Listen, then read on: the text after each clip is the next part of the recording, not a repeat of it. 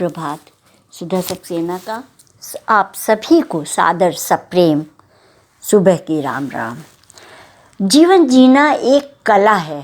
जीवन मिल तो जाता है, जन्म सब ले लेते हैं, लेकिन उसको किस प्रकार से हम सुविधाजनक, सुखपूर्वक, आनंददायक बनाएं, ये हर कोई नहीं कर पाता। आज इसी संदर्भ में हम एक चर्चा करते हैं। जीने की कला हर दिन, हर क्षण, हर समय प्रकट प्रतीत होती है। यह प्रकृति के सानिध्य में ही प्रकट हो सकती है। ऐसा अगर हम सोच लें तो ये लाभप्रद होगा। यह केवल वचन, प्रवचन या सैद्धांतिक विस्तार का विषय नहीं है। सबसे पहले यह प्रयोग एवं व्यवहार का विषय क्षेत्र है। कर्म और धर्म से यह अनुशीलन का पथ है। चिंतन से कहीं अधिक यह अनुकरण का मार्ग है। जीवन को जीना एक वैज्ञानिक पद्धति से ही संभव है, अर्थात कोई भी जीव अवैज्ञानिक तरीके से नहीं रह सकता। यदि अवैज्ञानिक ढंग से रहेगा तो अल्पायु या अपंग होगा। कला का प्रयोग इस विज्ञान से ऊपर किया गया तो देखा कि कला ईश्वरीय है और विज्ञान माया से उत्पन्न है। कला सदा विज्ञान के ऊपर है। कला जीवन को दिशा देती है, आयाम देती है। जीवन को संवारने, सहेजने और सुंदर बनाने में कला का अद्भुत योगदान है। जीवन स्वयं जीने में जीने की एक कला है, अर्थात जीवन वही जिसमें जीने का मर्म छिपा हो।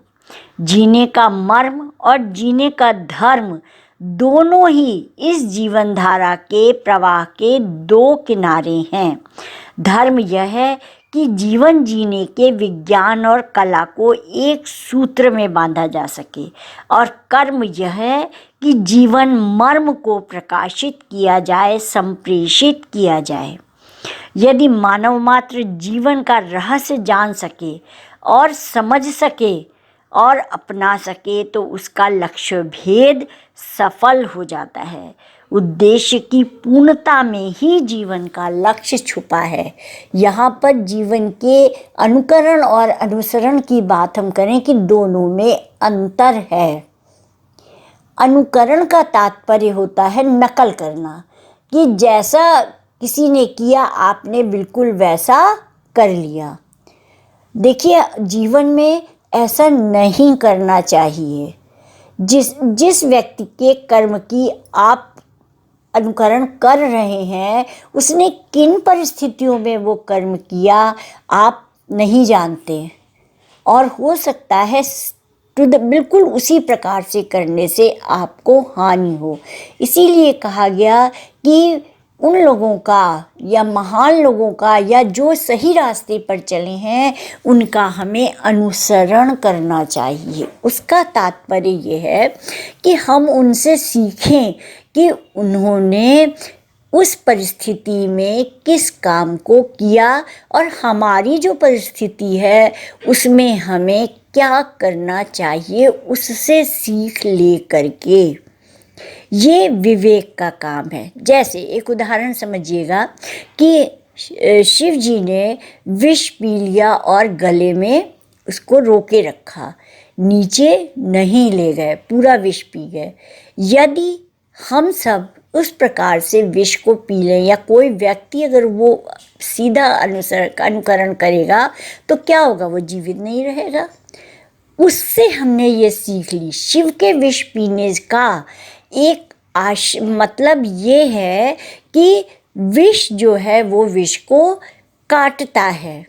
तो हमारे वैज्ञानिकों ने जो तमाम आपकी दवाएं बनती हैं रोगों को ख़त्म करने के लिए, रोगों के लिए, उसमें बहुत हल्का सा विष की मात्रा होती है। जैसे आपने देखा होगा कि हर दवा की शीशी पर लिखा होता है कि बिना डॉक्टर की राय के मत इस्तेमाल कीजिए।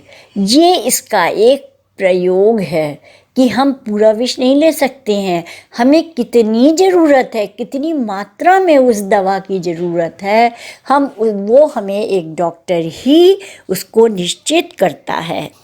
अनुसरण का तात्पर्य है कि हम जो काम है उससे सीखें कि ऐसा भी किया जा सकता है, और हमारे पास जो हमारी उपस्थिति परिस्थिति में हमें क्या करना है, ये अनुसरण है। इसीलिए कहा गया कि जीवन जीने की एक कला है।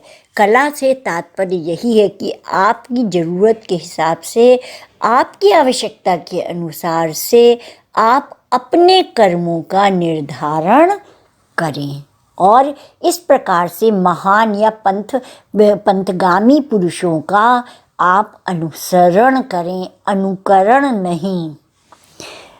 आर्ट ऑफ लिविंग लौकिक है, जीवन जीने की कला अलौकिक है। यह है कि art of living in the soul, माने कि आत्मा में जीने का उद्देश्य ही सबका लक्ष्य है। ऐसा अकेला पथिक ही अपने जीवन को सफल बनाता है। सर्वोत्तम कला ईश्वर से निकटता का दर्शन करा सकती है। यह प्रभु के दर्शन का रास्ता है। समस्त कलाओं में श्रेष्ठ यह आत्मकला परमात्मा की ओर उस पथिक को लेकर अवश्य जाती है जो भव सागर से पार जाना चाहता है। पारलौकिक विजेता की यात्रा आत्मकला से अभिप्रेत होती है, और जीवन जीने की कला में जो है कि परमात्मा की उससे अभिप्रेत होती है। तात्पर्य है कि जब हम अपने जो हमें अच्छा लगता है वही व्यवहार हम दूसरों से करेंगे, और जो हमें बुरा लगता है वो हम दूसरों से नहीं करेंगे।